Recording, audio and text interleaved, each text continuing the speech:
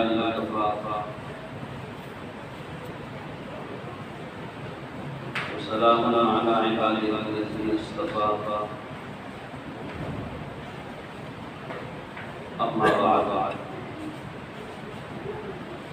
فأعوذ بالله من الشيطان الرجيم بسم الله الرحمن الرحيم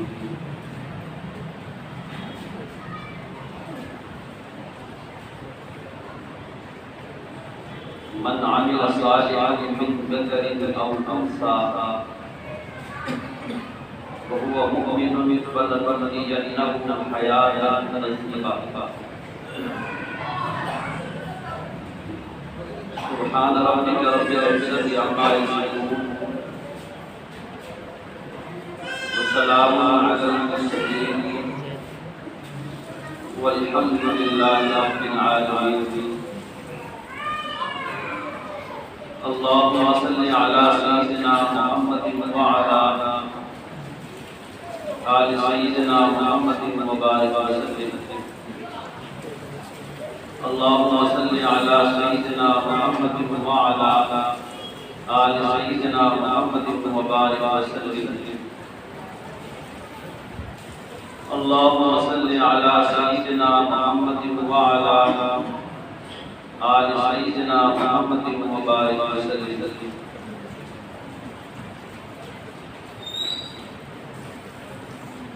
بیان تو اصل مجھے کچھ اور کرنا تھا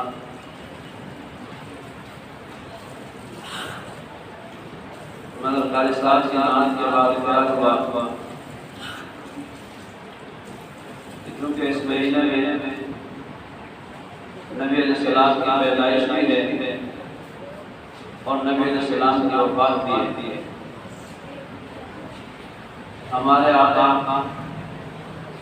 سرکار دو عالم سیدنا حضرت محمد رسول اللہ صلی اللہ علیہ وسلم اسی مہینے میں پیدا ہوئے اور آپ اسی مہینے میں دنیا سے تشریف لے گئے.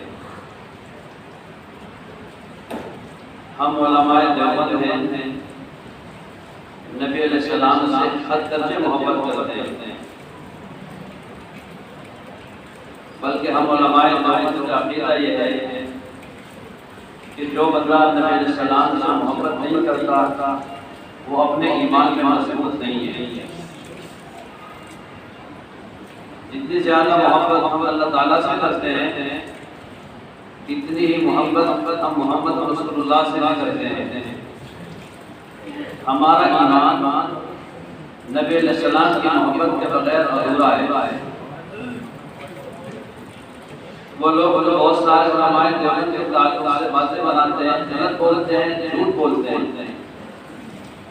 ہم اگر کلمہ طیبہ پڑھتے ہیں لا الہ الا اللہ اور اگر ہم یہ نہیں پڑھیں گے محمد رسول اللہ تو ہمارا ایمان مکمل نہیں ہو سکتا. نبی علیہ السلام کی ذات ہمیں اپنے والدین سے زیادہ محبوب ہے. نبی علیہ السلام کی ذات ہمیں اپنی اولاد سے زیادہ محبوب ہے.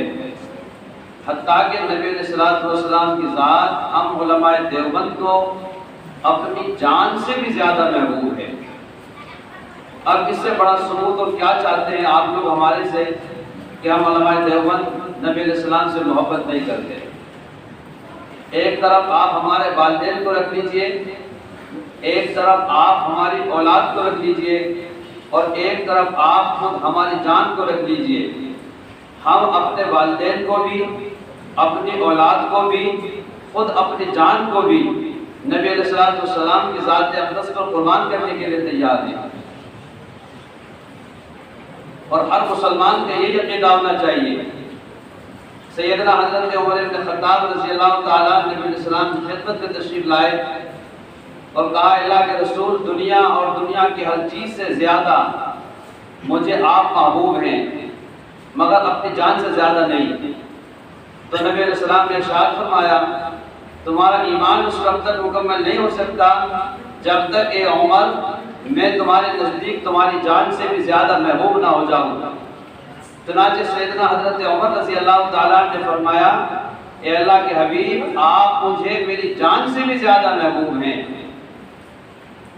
چنانچہ ہمارے دل میں نبی علیہ السلام کی محبت ہے اور ہم اللہ تعالیٰ سے دعا کرتے ہیں اے اللہ آپ ہمارے دل میں نبی علیہ السلام کی محبت خالص دنیا میں نہیں بلکہ ہمیں مرتے دم تک نبی علیہ السلام کی محبت کے ساتھ قائم رکھنا۔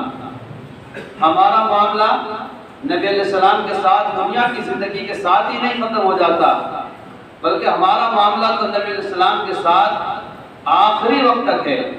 ہم علماء دیوبند یہ دعا کرتے ہیں اے اللہ آپ ہمیں نبی علیہ السلام کی جوار میں یعنی پڑوس میں جگہ عطا فرمائے تو آپ کا احسان ہوگا۔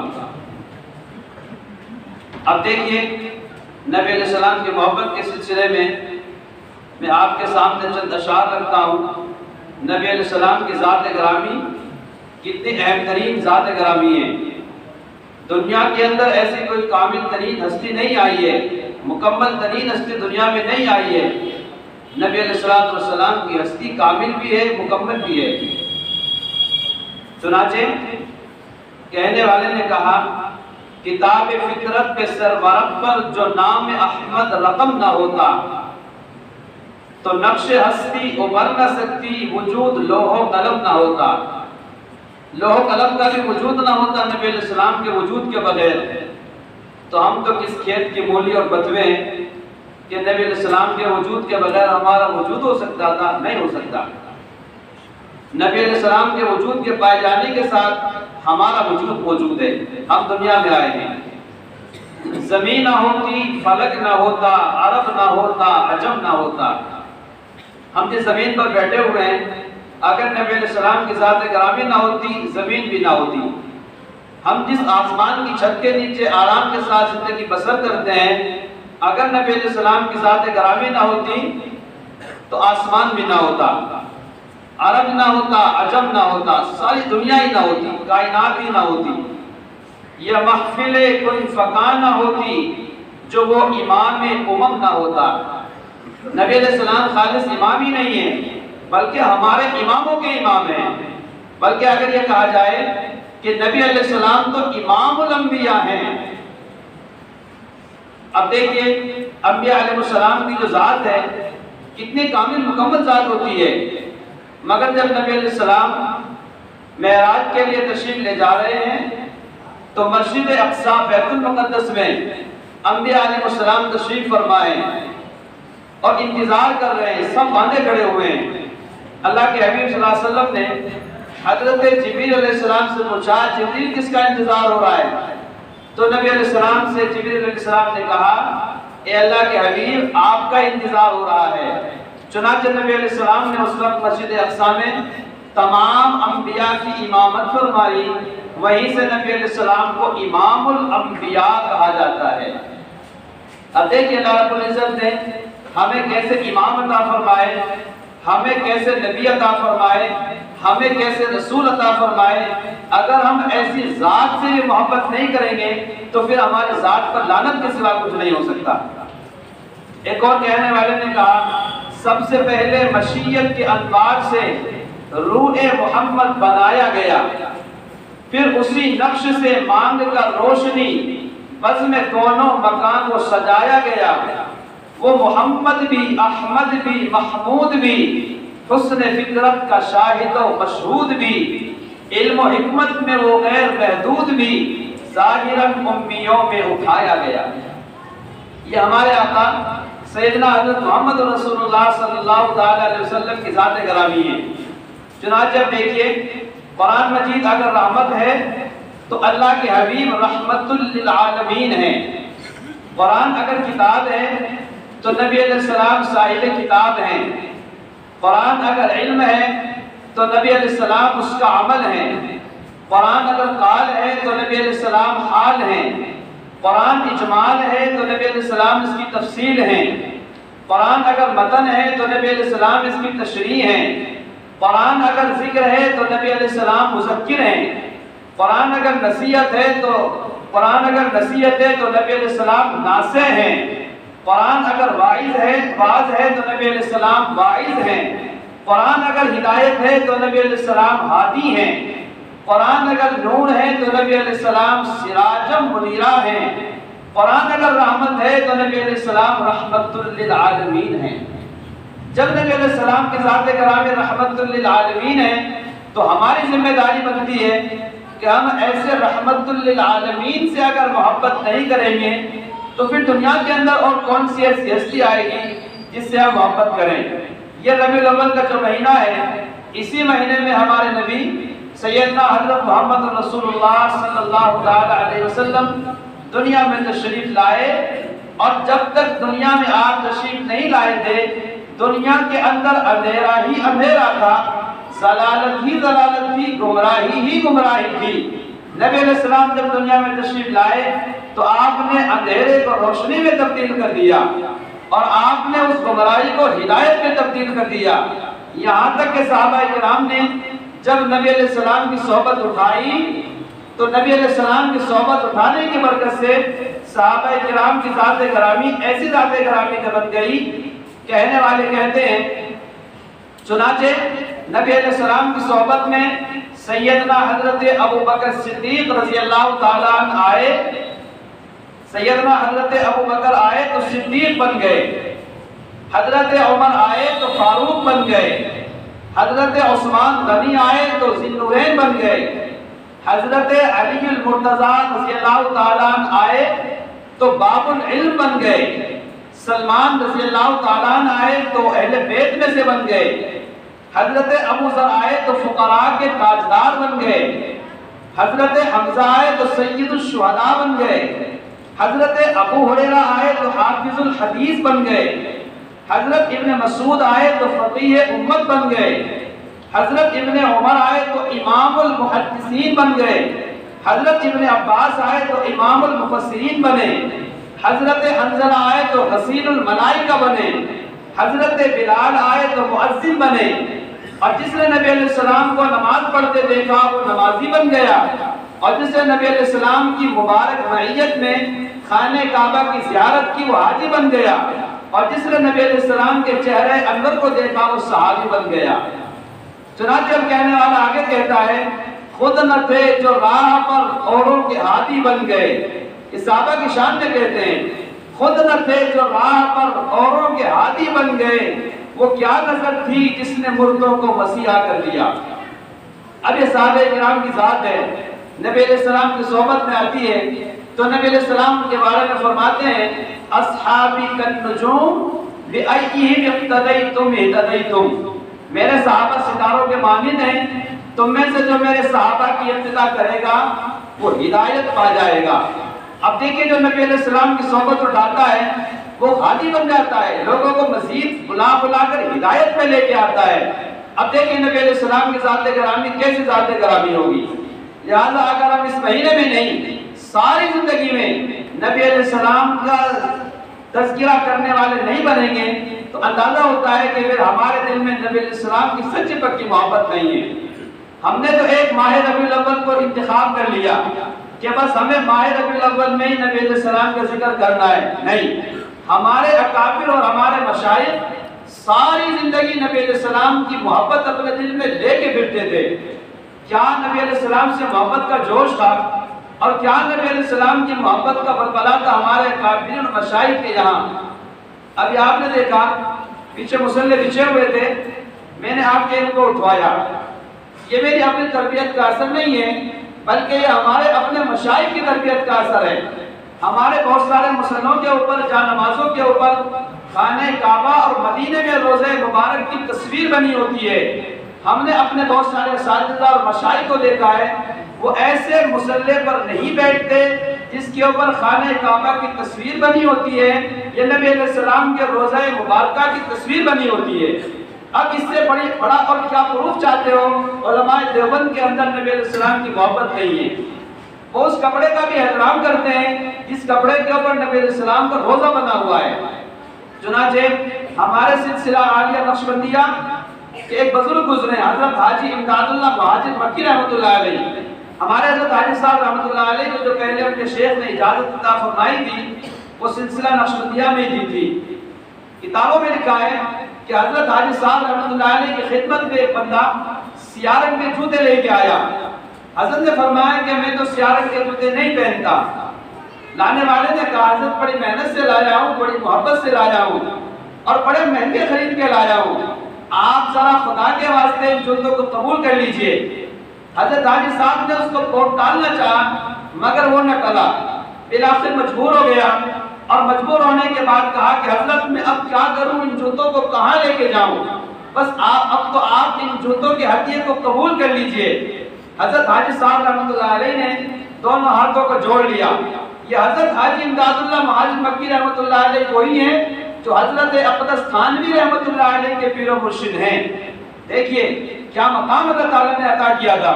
حضرت حاجی امداد اللہ مہاجر مکی رحمۃ اللہ علیہ نے ارشاد فرمایا میں سیاہ رنگ کے جوتے نہیں پہنتا اور نہیں پہنوں گا۔ حضرت آپ ذرا بتائیں تو صحیح کیوں نہیں پہنیں گے؟ تو حضرت حاجی امداد اللہ مہاجر مکی رحمۃ اللہ علیہ نے ارشاد فرمایا چونکہ خانہ کعبہ کا غلاف کالا ہے، اگر میں ان کالے جوتوں کو پہنوں گا تو گویا خانہ کعبہ کے کالے غلاف ہونے کی وجہ سے اس کی شان میں بےدبی لازم آئے گی، لہٰذا میں نہیں پہن سکتا۔ اب دیکھیے یہ ہمارے علماء دیوبند کے احترام کا مسئلہ ہے خانہ کعبہ کے کالے غلاف سے، اور ہمارے اکابر علماء دیوبند کی شان کا مسئلہ ہے اور ادب کا مسئلہ ہے نبی علیہ السلام کے روضہ اقدس سے۔ چنانچہ نبی علیہ السلام کے روضہ اقدس کا جو رنگ ہے وہ ہرا ہے۔ ہم نے بہت سارے اکابرین کو دیکھا کہ ایسے ہرے کپڑے کو پیروں کے نیچے استعمال نہیں کرتے جس کا رنگ ہرا ہوتا ہے۔ پوچھنے پر بتاتے ہیں اس لیے کہ نبی علیہ السلام کے روضہ اقدس کا جو رنگ ہے وہ ہرا ہے، ہم اس پر بیٹھ نہیں سکتے، ہم اس کپڑے کا استعمال کر نہیں سکتے۔ یہ تو کپڑا ہے، یہ رنگ تو وہ رنگ ہے کہ جس رنگ کو ہم اپنے سر کے اوپر سجائیں اور اس کا امامہ باندھیں۔ چنانچہ ہم علماء دیوبند نے نبی علیہ السلام سے محبت کی ہے، محبت کرتے ہیں، محبت کریں گے اور آخری دم تک کریں گے۔ ہم اپنے ایمان میں اس وقت تک کمی محسوس کرتے رہیں گے جب تک ہمارے دل میں نبی علیہ السلام کی محبت ہماری جان، ہماری مال، ہماری اولاد سے زیادہ نہ ہو جائے۔ اللہ رب العزت ہمیں نبی علیہ السلام کی محبت اور دل سے قدر کرنے کی پکی سچی توفیق عطا فرمائے۔ اب دیکھیں اس وقت ہم یہاں بیٹھے ہوئے ہیں، اللہ رب العزت نے ہمیں توفیق بخشی ہے کہ ہم تھوڑی دیر نبی علیہ السلام کا ذکر بھی کریں اور اللہ رب العزت کا ذکر بھی کریں۔ اللہ رب العزت نے دنیا کی ہر چیز کو بنایا، آسمان کو بھی بنایا، زمین کو بھی بنایا، پہاڑوں کو بھی بنایا، شجر و حجر کو بھی بنایا، پانی کو بھی بنایا۔ دنیا میں جتنی چیزیں ہیں ان سب کا بنانے والا کون ہے بھائی؟ اللہ ہے۔ ہمیں بنانے والا بھی کون ہے؟ اللہ ہے۔ دنیا کی چھوٹی سے چھوٹی چیز کو بنانے والے بھی اللہ ہیں اور بڑے سے بڑی چیز کو بنانے والے بھی اللہ ہیں۔ اب دیکھیے زمین کتنی بڑی ہے، اب آگے دیکھیے آسمان کتنا بڑا ہے، اب آگے دیکھیے زمین کی جو حدیں ہیں آبادی کے اعتبار سے کتنی بڑی ہیں، پانی کے اعتبار سے اگر ہم دیکھیں تو پانی کی حدیں کتنی بڑی ہیں۔ یہاں میں ان تمام تفاصیل میں نہیں جاؤں گا بلکہ اجمالاً عرض کروں گا۔ اب آگے دیکھیے اللہ رب العزت نے ساتوں آسمانوں کے اوپر اپنا عرش بنایا، قرآن مجید میں اس کا ذکر موجود ہے، الرحمن علی العرش استوى، اللہ تعالیٰ عرش کے اوپر تشریف فرما ہے۔ تو اللہ تعالیٰ کا عرش آسمانوں سے اوپر ہے، کتنا بڑا ہے؟ کتابوں میں لکھا ہے کہ اللہ رب العزت کا جو عرش ہے وہ اتنا بڑا ہے، اتنا بڑا ہے، اتنا بڑا ہے کہ اگر ساتوں آسمان اور ساتوں زمین کو اللہ کے عرش کے بارے میں مقابلہ کیا جائے تو عرش اتنا بڑا ہے کہ یہ ساتوں آسمان ساتوں زمین ایسی محسوس ہوں گی جیسے ایک بہت بڑے میدان میں چھوٹا سا چھلا پڑا ہوا ہو۔ اللہ کے عرش کے مقابلے میں ساتوں آسمان ساتوں زمین اتنی بڑی ہے۔ اب آگے دیکھیے اس عرش کے اوپر اللہ رب العزت کی کرسی ہے۔ قرآن مجید میں اللہ تعالیٰ فرماتے ہیں وَسِعَ كُرْسِيُّهُ السَّمَاوَاتِ وَالْأَرْضِ، اللہ کی یہ کرسی آسمان اور زمین کو بھی وسیع ہے، یعنی ان سے بھی بڑی ہے، عرش سے بھی بڑی ہے۔ گویا یہ کہیے کہ سب سے بڑی زمین اور آسمان سے بڑا اللہ کا عرش اور اللہ کے عرش کے اوپر اللہ کی کرسی۔ چنانچہ اللہ کی کرسی اتنی بڑی ہے، اس کرسی کے مقابلے میں اللہ کا عرش اتنا چھوٹا سا ہے جیسے ایک بہت بڑے میدان میں کوئی چھوٹا سا چھلا ڈال دیا جائے۔ یہ اللہ کی زمین آسمان کا معاملہ ہے عرش کے مقابلے میں، اور یہ اللہ کی کرسی کا مقابلہ ہے، اللہ کے عرش کا مقابلہ ہے کرسی کے مقابلے میں، معاملہ ہے کرسی کے مقابلے میں۔ اب اس کرسی کے اوپر اللہ رب العزت تشریف فرما ہے۔ اب اندازہ لگائیے، جب آسمان اتنا بڑا، زمین اتنی بڑی، اور اللہ کا عرش اتنا بڑا، اور اللہ کی کرسی اتنی بڑی، تو پھر اللہ کتنے بڑے ہوں گے؟ سوچئے ذرا تھوڑی دیر کے لیے، اللہ کتنے بڑے ہوں گے؟ بہت بڑے ہوں گے نا؟ اتنے بڑے ہیں، اتنے بڑے ہیں، اتنے بڑے ہیں کہ خود اللہ کہہ رہے ہیں وَلَهُ الْكِبْرِيَاءُ فِي السَّمَاوَاتِ وَالْأَرْضِ، بڑائی آسمانوں میں اور زمینوں میں کس کے لیے ہے؟ اللہ کے لیے ہے۔ اللہ کے لیے بڑائی ہے، اللہ کے علاوہ کسی کے لیے بڑائی ہے ہی نہیں۔ چنانچہ ہم نے اپنے اکابرین سے سنا اللہ رب العزت کے خزانے میں ہر چیز ہے، ہر چیز اللہ کے خزانے میں ہے، مگر اللہ کے خزانے میں ایک چیز نہیں ہے۔ وہ کیا چیز ہے؟ عاجزی انکساری۔ بڑائی تو اللہ رب العزت کے یہاں بہت زیادہ ہے، بہت زیادہ ہے۔ چنانچہ جو بندہ اللہ رب العزت کے سامنے بڑائی دکھاتا ہے، اللہ تعالیٰ کو نہ بڑا بول پسند ہے اور نہ بڑا بننا پسند ہے۔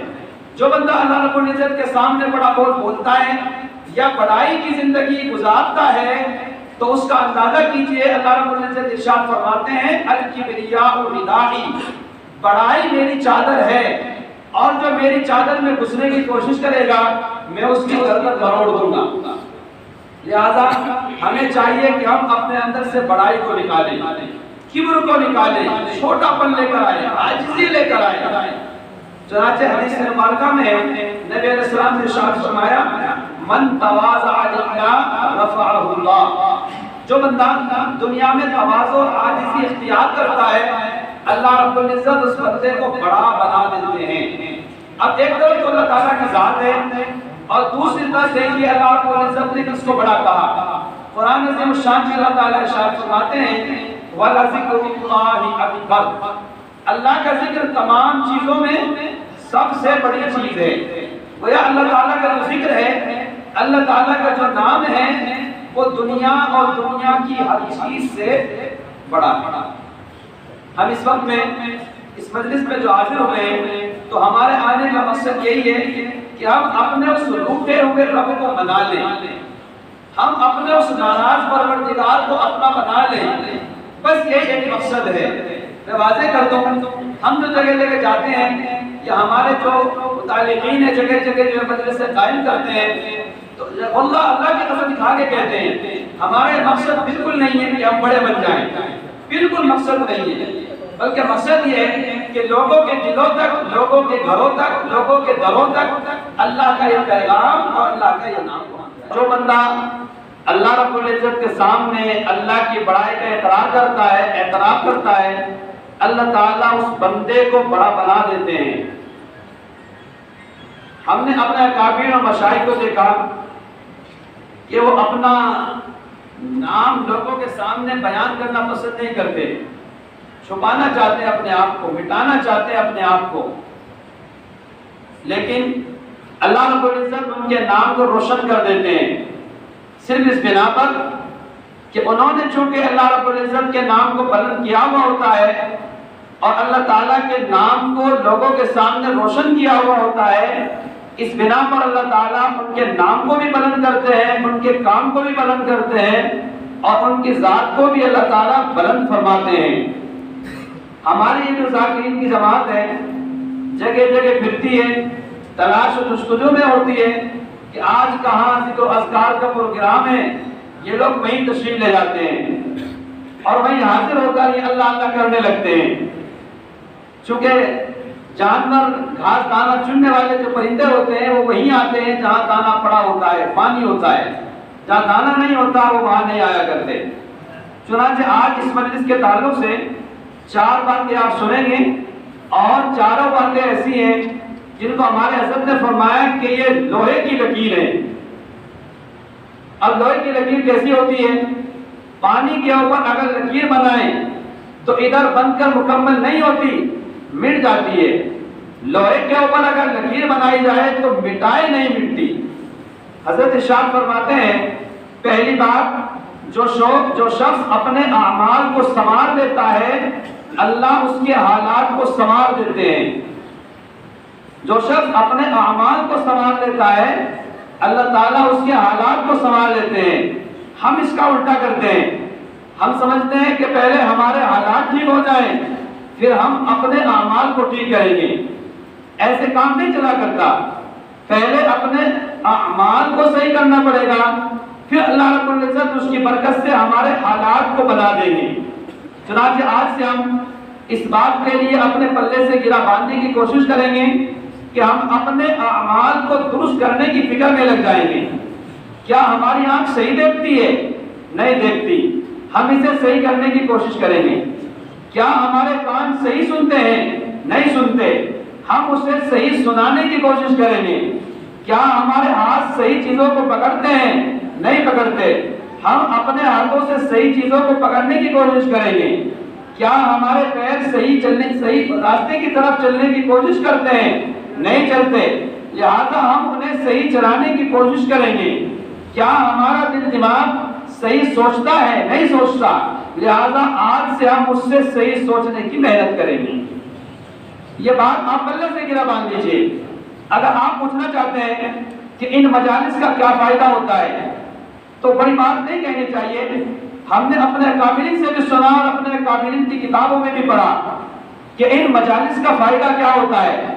ان مجالس کا فائدہ ان لوگوں سے پوچھو کہ جو دنیا کے اندر زندگی گناہوں بھری زندگی گزار رہے تھے مگر جب وہ اس طرح کی مجالس میں آتے ہیں تو انہیں پتہ چلتا ہے صحیح کیا ہے غلط کیا ہے, اچھا کیا ہے برا کیا ہے, گناہ کیا ہے اللہ کیا ہے. اس طرح پتہ چلتا ہے. اللہ تعالیٰ کی حقانیت ان کے سامنے کھل کے آتی ہے. جب اللہ اتنے بڑے ہیں اور میں گناہ کرتا ہوں تو گناہ کرنے سے تو اللہ ناراض ہو جاتے ہیں تو پھر تو مجھے گناہ نہیں کرنے چاہیے. چنانچہ ایسے ایسے لوگ آتے ہیں. آپ کس مجلس میں سے بھی میں یہاں سے گیا بہت سارے لوگوں نے جا کے تنائے میں بتایا اور جگہوں پر بھی جہاں مجلسیں ہوتی ہیں وہاں سے آنے کے بعد بڑے لوگوں کی بات نہیں کرتا, نوجوانوں کی بات کرتا ہوں. بہت سارے نوجوانوں نے آ کے بتایا کہ میرے اندر تو زنا کا مرض تھا مگر مجھے توبہ کرا دیجئے.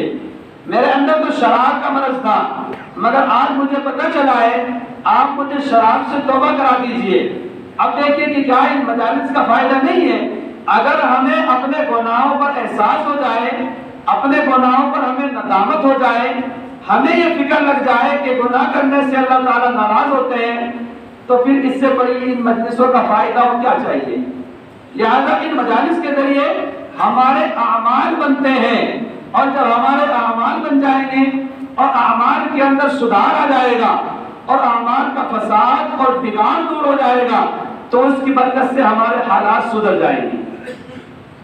چنانچہ دیکھیے لمبا واقعہ تو بہت لمبا ہے مگر بہت مختصر اجمالاً عرض کروں گا. سیدنا حضرت یوسف علیہ السلام ہیں, اللہ کے پیغمبر ہیں.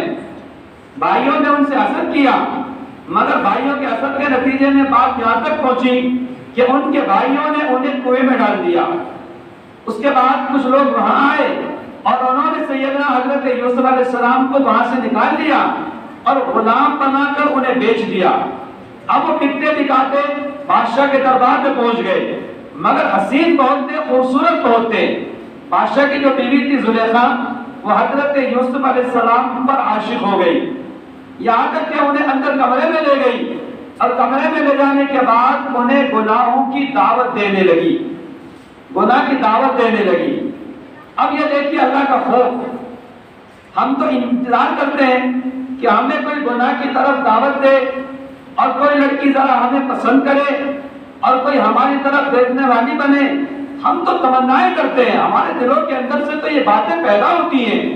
مگر سیدنا حضرت یوسف علیہ السلام نبی ہیں اور نبی کے بیٹے ہیں, یعقوب علیہ السلام کے بیٹے ہیں. زلیخا انہیں تنہائیوں کے کمرے میں لے جاتی ہے, بادشاہ کی بیوی ہے اور انہیں گناہ کی طرف بلاتی ہے. مگر حضرت یوسف علیہ السلام کہتے ہیں قال معاذ اللہ, اللہ کی پناہ, میں یہ گناہ نہیں کر سکتا, مجھے اللہ سے ڈر لگتا ہے. میں اللہ کے ڈر کی وجہ سے تمہارے ساتھ اپنے منہ کو کالا نہیں کر سکتا. سیدنا حضرت یوسف علیہ السلام دوڑے ہیں وہاں سے, سارے دروازے جو بند تھے یہ سیدنا حضرت یوسف علیہ السلام کے لیے کھلتے چلے گئے. اب باہر نکلے. باہر نکلنے کے بعد عورتوں کی مکاری تو ہمارے سامنے ہے. اس نے کہا نہیں نہیں، یہ بادشاہ آپ کی بیوی کے ساتھ میں حرکتیں کرنا چاہتا تھا، یہ غلام ہے، یہ فلاں ہے، یہ ایسا ہے. مگر اس تفصیلی واقعہ اس وقت بیان نہیں کیا جا سکتا. بات یہاں تک پہنچی کہ حضرت یوسف علیہ السلام نے جب دیکھا کہ اس وقت میرے اوپر بڑے پریشانی کا معاملہ ہے، تو انہوں نے اللہ تعالیٰ سے کہا اے اللہ اس سے تو جیل ہی اچھی ہے. چنانچہ حضرت یوسف علیہ السلام کی یہ دعا قبول ہو گئی اور حضرت یوسف علیہ السلام کو جیل میں ڈال دیا گیا. اب یوسف علیہ السلام جیل میں ہیں، پریشانیاں اٹھا رہے ہیں، سزائیں بھگت رہے ہیں، مشکلات کا سامنا کرنا پڑ رہا ہے، مگر تھوڑی سی مشکلوں کے بعد آسانی ہے. اب یوسف علیہ السلام خوابوں کی تعبیر بتانے کے ذریعے باہر نکلتے ہیں. تو اس کے بعد میں جو قید کا زمانہ آتا ہے، یوسف علیہ السلام اس کی تعبیر ارشاد فرماتے ہیں. بات یہاں تک پہنچتی ہے کہ سیدنا حضرت یوسف علیہ السلام ایک وقت میں بادشاہ بن جاتے ہیں. وہ بادشاہ کیسے بن گئے؟ چونکہ پہلے انہوں نے اپنے اعمال کو سنوارا تھا، اللہ تعالیٰ نے ان کے حالات کو بنا دیا تھا. اس لیے ہماری ذمہ داری بنتی ہے کہ پہلے ہم اپنے اعمال کو سنوارنے والے بن جائیں، حالات خود ہمارے قابو میں آ جائیں گے. نبی علیہ السلام نے جو ارشاد فرمایا اعمالکم امالکم، تمہارے اعمال تمہارے حاکم ہیں. تمہارے اعمال درست ہو جائیں گے، تمہارے حاکم خود درست ہو جائیں گے. ہم حاکموں کو درست کرنے کی فکر میں نہ پڑیں، اپنے حالات کو درست کرنے کی فکر میں پڑیں، انشاءاللہ حاکمین خود ٹھیک ہوتے چلے جائیں گے. تو پہلی چیز ہم یاد رکھیں کہ جو شخص اپنے اعمال کو سنبھال لیتا ہے، اللہ تعالیٰ اس کے حالات کو سنوار دیتے ہیں. پریشانی کی زندگی ہوتی ہے، اللہ تعالیٰ دور کر دیتے ہیں. قرضوں بھری زندگی ہوتی ہے، اللہ تعالیٰ خزانوں کے ذریعے مدد فرما کر قرضوں کو اتار دیتے ہیں. مرضوں بھری زندگی ہوتی ہے، اللہ تعالیٰ شفا عطا فرما دیتے ہیں. بے عزتی کی زندگی ہوتی ہے، اللہ تعالیٰ عزتوں بھری زندگی عطا فرما دیتے ہیں. ہم لوگوں کے پیچھے پھرتے ہیں کہ لوگوں کے ہاتھ میں ہے ہماری عزتیں، لوگوں کے ہاتھوں میں عزتیں نہیں ہیں. اصل جو عزت کا مالک ہے وہ کون ہے؟ اللہ ہے. ذلتوں کا مالک بھی کون ہے؟ اللہ ہے. وَتُعِزُّ مَن تَشَاءُ وَتُذِلُّ مَن تَشَاءُ، وہ جسے چاہتا ہے عزت دیتا ہے، وہ جسے چاہتا ہے ذلت دیتا ہے. لہذا ہم عزیز بننا چاہتے ہیں تو اللہ کو اپنا بنا لیں، ہم مالدار بننا چاہتے ہیں تو اللہ کو اپنا بنا لیں، ہم طاقتور بننا چاہتے ہیں تو اللہ کو اپنا بنا لیں، ہم قرضوں کو اتارنا چاہتے ہیں تو اللہ کو اپنا بنا لیں، ہم دنیا کے اندر محبت بھری زندگی گزارنا چاہتے ہیں تو اللہ کو اپنا بنا لیں. ہم نے اپنے مشائخ کے پیچھے دیکھا ہے کہ ہزاروں لاکھوں کی بھیڑیں ہوتی ہیں، اولیاء کاملین کے پیچھے لوگ ان کی زیارتوں کو ترس رہے ہوتے ہیں. کیا مقصد ہوتا ہے؟ مقصد اور وجہ یہی ہوتی ہے کہ کسی طرح ان اللہ والوں کی زیارت ہو جائے، اور وہ اس لیے ہوتی ہے کہ انہوں نے اپنا معاملہ اللہ تعالیٰ سے صحیح کیا ہوا ہوتا ہے. جب ان کے دل میں اللہ تعالیٰ کی محبت آ جاتی ہے، اللہ تعالیٰ لوگوں کے دلوں میں ان کی محبت بھر دیتے ہیں. اس لیے آج سے ہم ارادہ کرتے ہیں کہ ہم اپنے دل کے اندر سے دنیا دنی کی محبت نکالیں گے اور اپنے اللہ سے صلح کر کے اپنے اللہ کی محبت اپنے دل کے اندر بھریں گے اور اپنے اعمال کو سدھارنے کی فکر کریں گے. اس کی برکت سے اللہ تعالیٰ ہمارے حالات کو سنوار دیں گے. اسی لیے کسی کہنے والے نے کہا، جب کہا میں نے یا اللہ تو میرا ہاتھ دے. ہم روتے ہیں اللہ کے سامنے، گر گراتے ہیں، اے اللہ ہمارے ہاتھ پر رحم فرما، ہمارا ہاتھ بہت خراب ہو گیا، غیر مسلم ہمیں مارنے پیٹنے لگے ہیں، گالیاں دینے لگے ہیں، مسلمانوں کو ستانے لگے ہیں، پریشان کرنے لگے ہیں. تو ہم اللہ کے سامنے کہتے ہیں جب کہا میں نے یا اللہ تو میرا ہاتھ دے، حکم آیا میرے بندے پہلے اپنا نامہ اعمال دے. ہمیں اپنا نامہ اعمال دیکھنے کی ضرورت ہے، اور یقیناً سچی بات ہے، 100% بات ہے.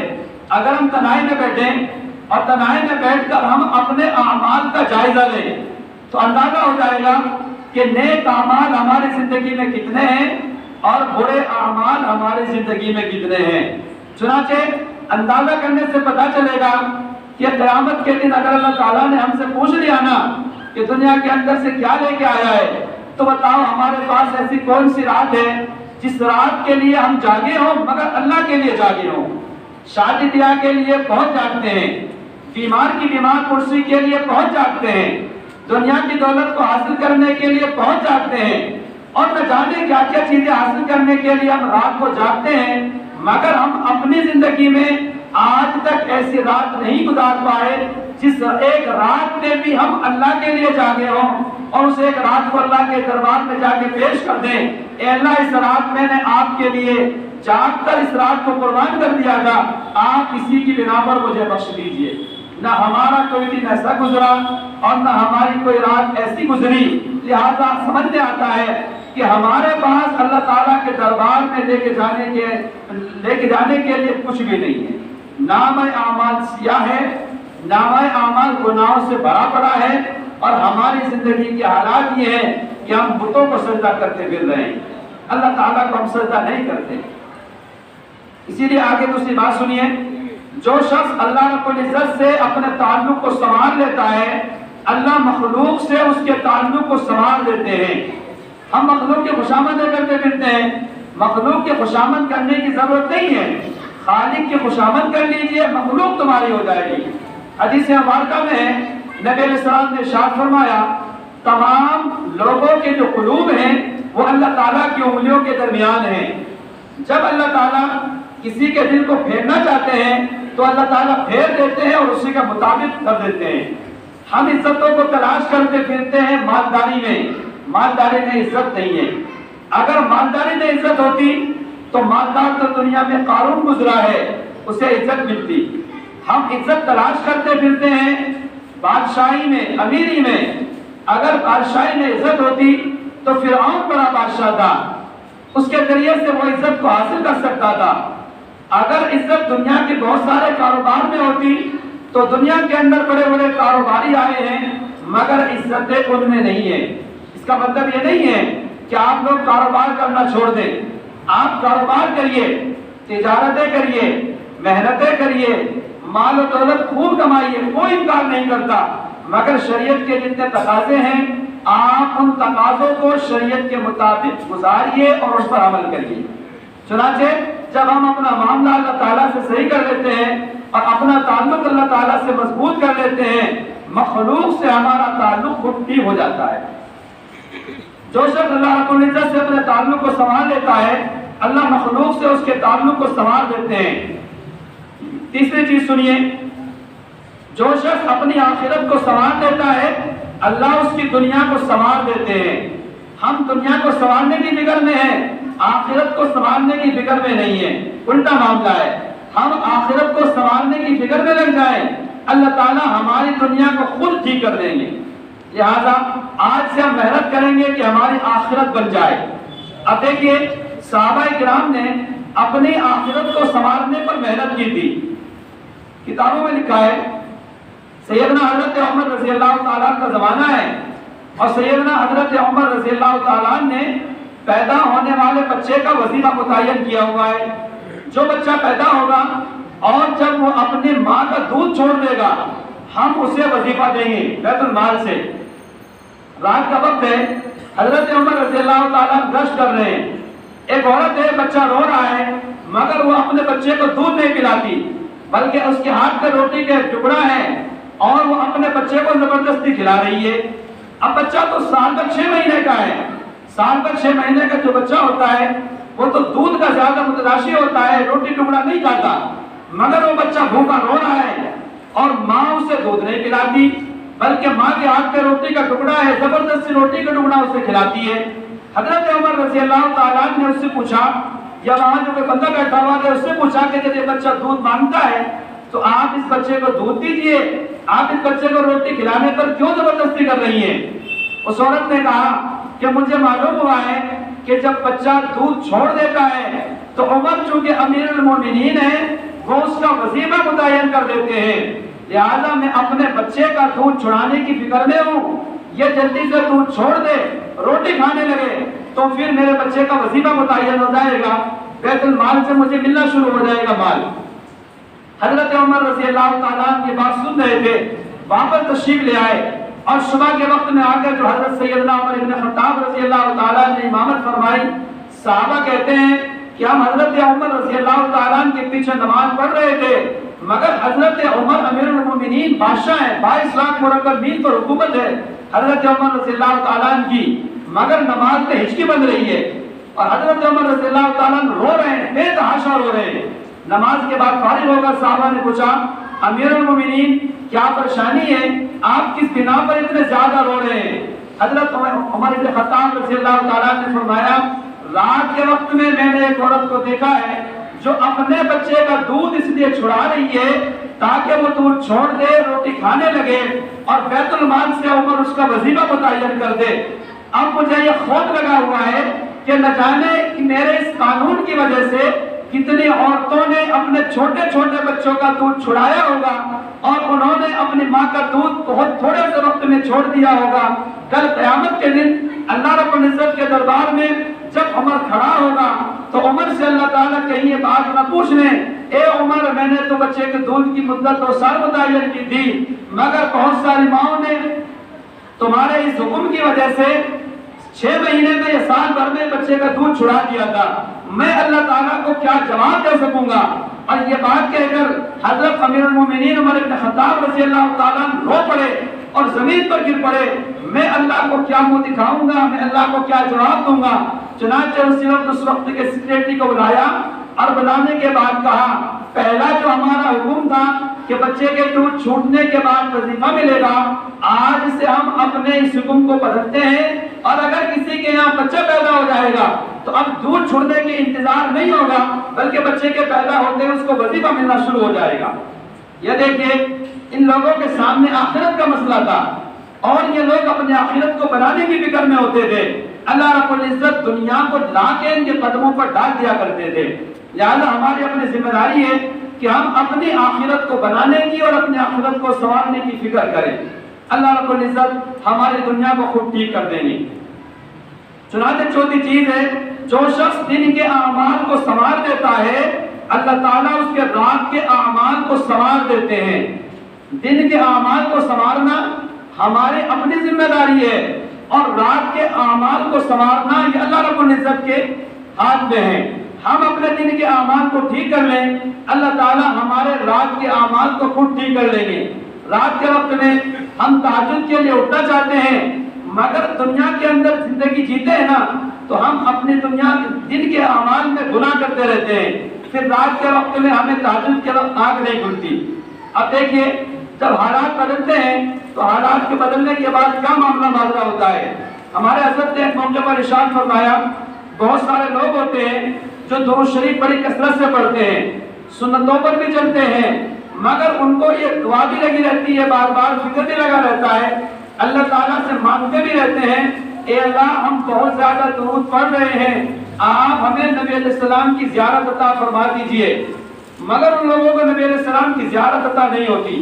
اس کی 2 وجہ ہوتی ہیں۔ ایک وجہ تو یہ ہوتی ہے کہ ان کے کپڑے ناپاک ہوتے ہیں، یا تو وہ پہننے کے کپڑے ناپاک پہنے ہوئے ہوتے ہیں یا وہ جس بستر پر لیٹے ہوتے ہیں وہ بستر ناپاک ہوتا ہے، اس بنا پر ان بندوں کو نبی علیہ السلام کی زیارت خواب میں نہیں ہوتی۔ دوسری بات جو حضرت نے ارشاد فرمائی وہ یہ ہے کہ بہت سارے لوگوں کے بستر کپڑے بھی پاک ہوتے ہیں، وہ بڑے نیک بھی ہوتے ہیں، متبع سنت بھی ہوتے ہیں، مگر ان کی نگاہیں پاک نہیں ہوتی اور نگاہوں کے ناپاک ہونے کی وجہ سے نبی علیہ السلام کی زیارت کا شرف ان لوگوں کو نہیں ملتا۔ اب دیکھیے ہم بڑی تمنائیں کرتے ہیں کہ ہمیں نبی علیہ السلام کی زیارت مل جائے، مگر ہمارا یا تو لباس ناپاک ہے یا ہمارے کپڑے ناپاک ہیں یا ہماری نگاہیں ناپاک ہیں، اس بنا پر ہمیں نبی علیہ السلام کی زیارت کا شرف حاصل نہیں ہوتا۔ کتابوں میں لکھا ہے ایک امام گزرے ہیں جن کا نام تھا حضرت امام مالک رحمۃ اللہ علیہ، 4 اماموں میں سے ایک بڑے امام ہیں، نبی علیہ السلام سے انہیں بڑا عشق تھا، بڑی محبت تھی، حتیٰ کہ مدینہ منورہ سے حج کرنے کے ارادے سے بھی باہر نہیں نکلتے تھے، کہیں میری موت دوسری جگہوں پر نہ آ جائے، میں مدینہ کے اندر مرنا چاہتا ہوں۔ چنانچہ حضرت امام مالک رحمۃ اللہ علیہ مدینہ طیبہ کے اندر حدیث پاک کا درس دیتے، اگر کوئی بندہ ان کے پاس آتا تو وہ اپنی باندھی کو بھیجتے، ذرا پوچھو یہ بندہ کیوں آیا ہے؟ چنانچہ باندھی آ کے بتاتی کہ یہ بندہ تو مسئلہ معلوم کرنے کے لیے آیا ہے، تو حضرت امام مالک رحمۃ اللہ علیہ اسی حالت میں واپس باہر تشریف لاتے اور انہیں مسئلہ بتا دیتے. لیکن اگر بات آ کے کہتی کہ باہر جو بندہ آیا ہے وہ آپ سے نبی علیہ السلام کی حدیث سننے کے لیے آیا ہے اور وہ آپ سے نبی علیہ السلام کی حدیث پڑھنے کے لیے آیا ہے، تو حضرت امام مالک رحمۃ اللہ علیہ فرماتے اس بندے کو بٹھا دو، میں ذرا ابھی آتا ہوں. اب وہ غسل خانے میں تشریف لے جاتے، غسل فرماتے، نئے اچھے کپڑے پہنتے اور خوشبو لگاتے. پھر اپنے گھر میں ایک چھوٹی سی جگہ بنائی ہوئی تھی، اس جگہ پر آ کے بیٹھتے، پھر اس بندے کو نبی علیہ السلام کی حدیث سناتے. دیکھیے اب اس طرح محنت کرنے کا نتیجہ اور معاملہ کیا نکلا. ہم نے اپنے حضرت سے سنا کہ امام مالک رحمۃ اللہ علیہ کو روزانہ شام میں نبی علیہ السلام کی زیارت کا شرف حاصل ہوتا تھا. کیا اونچا مقام تھا، اور کیا ان لوگوں کے پاس اللہ تعالیٰ نے دل دیا ہوگا، کیسی محنتیں کی ہوں گی ان لوگوں نے کہ اس کے نتیجے میں ان لوگوں کو اللہ تعالیٰ روزانہ نبی علیہ السلام کی زیارت حاصل کراتے تھے. لہٰذا ہمیں چاہیے کہ اگر ہم نبی علیہ السلام سے سچی پکی محبت کرنے والے ہیں تو ہم بھی اسی طرح اپنی نگاہوں کو پاک رکھیں، غیر محرم پہ نہ پڑے، بد نظری سے بچیں، محفوظ رکھیں. سوال پیدا ہوتا ہے ہمارا تو کام ہی ایسا ہے کہ جہاں پر بہت ساری مستورات آتی ہیں، کئی نظروں کا بچانا تو ہمارے اپنے اختیار میں ہے نا، ہم بچا سکتے ہیں. پہلی نظر تو اللہ تعالیٰ نے معاف فرمائی ہے. اگر پہلی نظر اچانک کسی غیر محرم میں پڑ جائے آپ نظر کو ہٹا لیجئے، بس اس پر تو کوئی گناہ نہیں ہے. اور اگر آپ برابر دیکھ رہے ہیں تو پھر آپ اپنے نگاہ کو ناپاک کر لیں، اس پر اللہ تعالیٰ کے یہاں بڑی گرفت ہوگی. لہذا ہمیں چاہیے کہ ہم اپنے دن کے اعمال کو سنوار لیں، اللہ تعالیٰ رات کے اعمال کو ٹھیک کر دیں گے. اب ذرا اس وقت چونکہ کہا گیا ہے کہ 8 بجے نماز بھی ہونی ہے، 8 بجے سے آگے پیچھے 10-5 منٹ کے لیے. اب ہم اصلی مقصد کی طرف آتے ہیں. گناہ کرنے سے ہوتا کیا ہے؟ ہم زنا کرتے ہیں تو کیا ہوتا ہے؟ ہم شراب پی کر گناہ کرتے ہیں تو کیا ہوتا ہے؟ ہم جوا سٹا کھیل کر گناہ کرتے ہیں تو کیا ہوتا ہے؟ ہم برائیاں کر کے گناہ کرتے ہیں تو کیا ہوتا ہے؟ ہم داڑھی کٹا کے گناہ کرتے ہیں تو کیا ہوتا ہے؟ ہم سر کے اوپر خلاف سنت بال رکھ کر گناہ کرتے ہیں تو کیا ہوتا ہے؟ ہم خلاف شرع لباس پہن کر گناہ کرتے ہیں تو کیا ہوتا ہے؟ ہم گالی گلوچ دے کے گناہ کرتے ہیں تو کیا ہوتا ہے؟ ہم فسق و فجور بک کے گناہ کرتے ہیں تو کیا ہوتا ہے؟ ہم اپنی بیویوں کو ستا کے گناہ کرتے ہیں تو کیا ہوتا ہے؟ ہم اپنے پڑوسیوں کو ستا کے گناہ کرتے ہیں تو کیا ہوتا ہے؟ ہم نمازوں کو چھوڑ کر گناہ کرتے ہیں تو کیا ہوتا ہے؟ ہم زکاتوں کو چھوڑ کر گناہ کرتے ہیں تو کیا ہوتا ہے؟ حج بیت اللہ کے فرض ہو جانے کے بعد ہم حج نہیں کرتے، گناہ کرتے ہیں تو کیا ہوتا ہے؟ ہم قرآن مجید کی بے احترامی کرتے ہیں تو کیا ہوتا ہے؟ ہم اپنے علماء کے احترام کر کے گناہ کرتے ہیں تو کیا ہوتا ہے؟ یہ ایک لمبی تفصیل ہے گناہوں کے تعلق سے. یہ سب کے سب گناہ ہیں، اور ان سب گناہوں کے کرنے سے بندے سے اللہ رب العزت ناراض ہو جاتے ہیں. اب بتائیے ہم تو زمین پر رہتے ہیں تو زمین کس کی ہے؟ اللہ کی. اور ناراض کس کو کر رہے ہیں ہم؟ اللہ کو. ہم آسمان کے نیچے رہتے ہیں اور اللہ تعالیٰ نے آسمان کو چھت بنایا، بڑی چھت بنایا، بڑی محفوظ چھت بنایا، اور خود اللہ نے کہا سقفا محفوظا. ہم نے جو آسمان کی چھت بنائی ہے نا، یہ محفوظ چھت ہے. ہم کبھی کبھی اپنے گھروں میں آرام کرتے ہیں تو آرام کرتے وقت ہمیں ڈر لگا ہوتا ہے کہیں یہ چھت ہمارے اوپر نہیں گر جائے. اور جب چھت زیادہ کچی ہو جاتی ہے، بوسیدہ ہو جاتی ہے، پھر تو ڈر لگا ہی رہتا ہے. ہمارے متعلقین میں سے بھی پچھلے ہفتے جب بارش ہوئی تو ایک بندے کا رات کو 11-12 بجے کے قریب مجھے فون آیا کہ بہت ڈر لگ رہا ہے، بارش ہو رہی ہے 3-4 دن سے، مگر کس چیز کا ڈر لگ رہا ہے؟ انہوں نے کہا کہ میرے مکان کے اوپر جو چھت ہے وہ کاٹنی سیدھی کی ہے اور کئی دن سے برابر بارش ہو رہی ہے. اب ڈر یہ لگا ہوا ہے کہ کہیں یہ گاٹی سیدھی نہ ٹوٹ جائے اور ٹوٹ کر چھت ہمارے اوپر نہ گر جائے. یہ ڈر لگا ہوا ہے. اب دیکھیں ہمیں چھت کے گرنے سے کتنا ڈر لگ رہا ہوتا ہے کہ وہ چھت ہمارے اوپر نہ گر جائے اور ہم مر نہ جائیں. اللہ تعالیٰ کیا کہہ رہے ہیں؟ سقفا محفوظا. ہم نے جو آسمان کی چھت بنائی ہے یہ محفوظ بنائی ہے. ہم نے کبھی دیکھا ہے کہ راستے میں چل رہے ہو یا ہم نے کسی سے سنا ہو کہ بھئی آسمان تو بہت پرانا ہو گیا، لاکھوں سال پرانے ہو گئے اللہ تعالیٰ کی یہ چھت، اور اس وقت اس کے اوپر سے ٹوٹ کر کے کچھ حصہ نیچے گر رہا ہے. لہٰذا راستے میں چلنے والے بندوں کو چاہیے کہ کہیں آسمان کی چھت ٹوٹ کر ان کے اوپر نہ گر جائے اور وہ مر نہ جائیں. اللہ نے کیسی مضبوط چھت ہمیں بنائی، ہمارے لیے بنائی. اللہ نے آسمان کی چھت بنائی، کس کے لیے بنائی؟ ہمارے لیے بنائی. اور ہم آسمان کی اس چھت کے نیچے جو ہمارے لیے بنائی ہے، ایسی مضبوط چھت بنائی ہے، ایسی محفوظ چھت بنائی ہے ہم اس کے نیچے کھڑے ہو کے گناہ کریں؟ یہ بات ہمیں سچتی ہے؟ یہ بات ہمیں زیب دیتی ہے؟ یہ بات ہمیں اچھی لگتی ہے؟ نہیں لگتی۔ ہم پانی کس کا پیتے ہیں؟ سمر سیبل کا پیتے ہیں نا۔ سمر سیبل میں پانی آتا کہاں سے؟ اللہ نے دیا ہے نا۔ کس کا پانی پیتے ہیں؟ اللہ کا۔ نافرمانی کس کی کرتے ہیں؟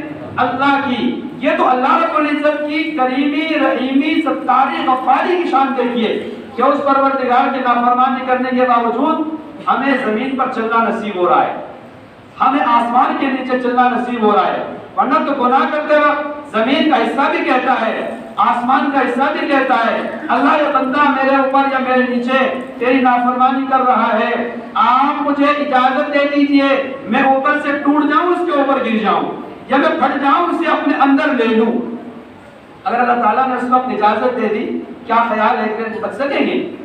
ایسے بہت سارے واقعات ہیں کہ جہاں پر گناہ ہوئے، لوگوں نے گناہ کیے اور وہ گناہ کرتے کرتے راتوں میں گناہ کر رہے تھے، مگر اس کے باوجود زمین پھٹی اور وہ سارے گناہ کرنے والے بندے اس کے اندر چلے گئے۔ ایک شہر ہے لاطور، بڑا شہر ہے، وہاں پر ایک موقع پر ڈنڈیوں کو لایا گیا، ڈی جے بجایا گیا، شادی کے موقع پر ہزاروں کا مجمع تھا، رات کا آخری وقت تھا اور لوگ وہاں پر مزے لے رہے تھے۔ اللہ تعالیٰ کو جلال آ گیا، غصہ آ گیا، اسی کے نتیجے میں اللہ تعالیٰ نے زمین کو حکم دیا، وہاں کے سارے لوگ زمین کے اندر دفن ہو گئے اور زمین برابر ہو گئی۔ کیا ہمیں گناہ کرتے ہوئے یہ احساس نہیں ہوتا کہ یہ زمین تو ہمارے حکم کے تابع نہیں ہے، اللہ کے حکم کے تابع ہے؟ اگر اللہ تعالیٰ نے اس وقت اجازت دے دی تو شرابی کو ڈر لگنا چاہیے کہ کہیں وہ شرابی زمین میں نہ اتر جائے، زانی کو ڈر لگنا چاہیے کہ کہیں وہ زنا کرتے ہوئے زمین میں نہ اتر جائے۔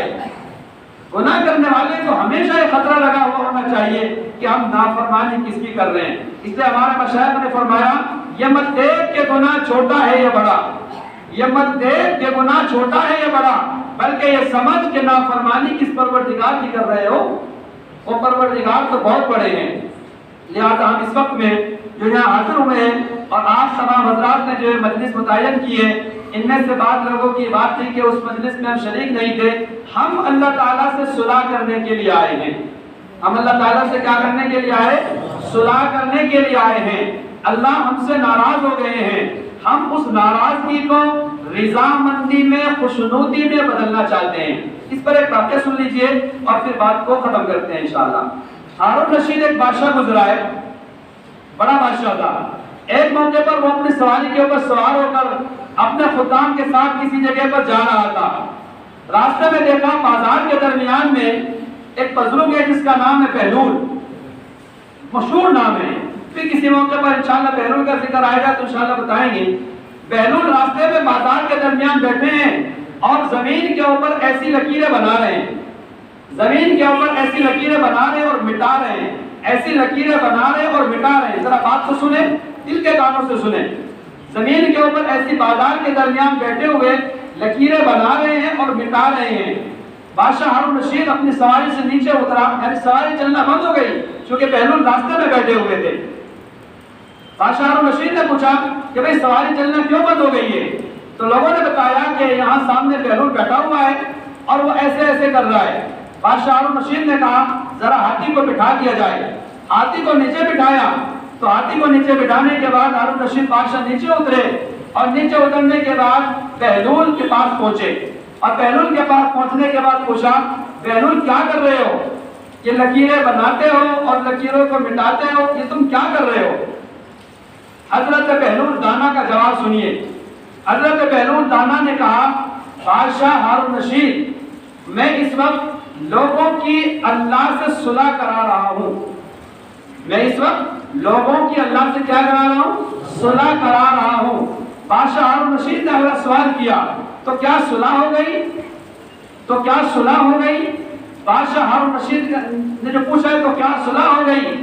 تو حضرت بہلول دانا نے آگے بڑھ کر جواب دیا وہ تو مانتا ہے، یہ نہیں مانتے، وہ تو مانتا ہے، یہ نہیں مانتے۔ خالق تو مانتا ہے، مخلوق نہیں مانتی۔ خالق تو مانتا ہے، مخلوق نہیں مانتی۔ اللہ تو مانتا ہے، ہم نہیں مانتے۔ چنانچہ یہ بات کہہ کر بہلول دانا تو راستے سے سائڈ ہو گئے۔ بادشاہ ہارون رشید کی سواری آگے چلی گئی. جب آگے چلی گئی ایک زمانہ گزر گیا, مہینہ 2 مہینہ سال بھر 6 مہینہ گزرے. بادشاہ ہارون رشید نے حضرت بہلول دانا کو دیکھا کہ وہ قبرستان میں بیٹھے ہوئے ہیں اور وہی لکیریں بنا رہے ہیں اور لکیروں کو مٹا رہے ہیں. لکیریں بناتے ہیں, لکیریں مٹاتے ہیں. بادشاہ ہارون رشید نے دیکھا تو نیچے اترے سواری سے, اور سواری سے نیچے اترنے کے بعد پھر بہلول دانا کے پاس پہنچے اور جا کے پوچھا, بہلول تم یہاں اس وقت کیا کر رہے ہو؟ قبرستان میں بیٹھے ہوئے ہو, لکیریں بناتے ہو, لکیریں مٹاتے ہو. تو حضرت بہلول دانا نے کہا, میں لوگوں کی اللہ سے صلح کروا رہا ہوں, میں لوگوں کی اللہ سے صلح کروا رہا ہوں. بادشاہ ہارون رشید نے جواب دیا, پوچھا ان سے, تو کیا اس وقت صلح ہو گئی ہے؟ تو کیا اس وقت صلح ہو گئی ہے؟ حضرت بہلول نے فرمایا, وہ تو مانتا ہے, وہ یہ تو مانتے ہیں مگر وہ نہیں مانتا.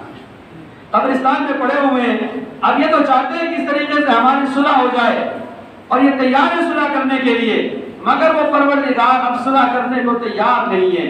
ہمارا معاملہ بھی ایسا ہی ہے. ہم اس وقت اللہ تعالیٰ سے صلح کرنا چاہتے ہیں تو بڑی بات ہے, بڑی بات ہے, بڑی بات ہے اگر یہ بات ہمارے دل کے اندر پیدا ہو جائے, ورنہ تو معاملہ تو اس کے برعکس ہے. اللہ تعالیٰ صلح کرنا چاہتے ہیں اور ہمیں معاف کرنا چاہتے ہیں, مگر ہم معافی مانگنے کے لیے تیار نہیں ہیں. لہٰذا جتنے لوگ یہاں بیٹھے ہوئے ہیں, آج سب اپنے دل کے اندر یہ تمنا ارادہ کر لیں کہ ہم اللہ تعالیٰ سے صلح کرنے کے لیے بیٹھے ہیں. اے اللہ وہ وقت جب آئے کہ جب ہم سبحان اللہ کہہ سکیں, الحمدللہ کہہ سکیں, اور ایک ایک چیز میں دوسروں کے محتاج ہو جائیں اور ہم قبر کے گہرے گڑھے میں ڈال دیے جائیں, اور اس وقت ہم اے اللہ آپ کو راضی کرنا چاہیں, مگر اس وقت آپ کے اوپر جلال کی کیفیت ہوگی اور آپ منائے بھی نہیں مانیں گے. ہم آج ہی آپ کو منا لیتے ہیں, آج آپ ہی ہم سے مان جائیں گے. چنانچہ ہم اس ارادے کے ساتھ بیٹھے ہیں. اللہ تعالیٰ ہمارے اس ارادے کو مضبوط فرمائے اور ہم سے صلح فرما لے, اور ہم سبوں کو اپنی رضا عطا فرما دے اور اپنے خصوصی عطا فرما دے, اور ہمارے دلوں میں اللہ رب العزت اپنی محبت کی بھر دے اور اپنے حبیب سرکار دو عالم حضرت محمد رسول اللہ صلی اللہ علیہ وسلم کی محبت کی عطا فرما دے, اور ہم سبوں کو نبی علیہ السلام کی سنتوں کا سچا پکا عاشق بنا دے. جو باتیں سنی ہیں اللہ ہمیں ان باتوں پر عمل کرنے کی توفیق عطا فرمائے. وآخر دعوانا ان الحمد للہ رب العالمین.